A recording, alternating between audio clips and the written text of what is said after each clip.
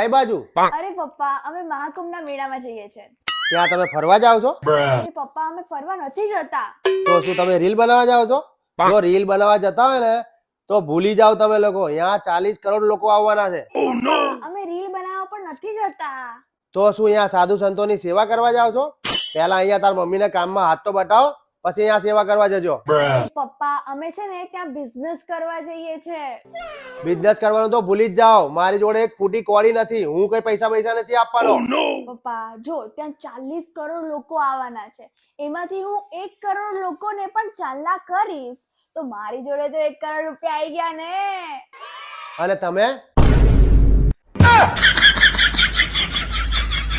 પપ્પા અમે જઈશું ટ્રેનમાં, આવીશું કરોડપતિ બનીને પ્લેનમાં.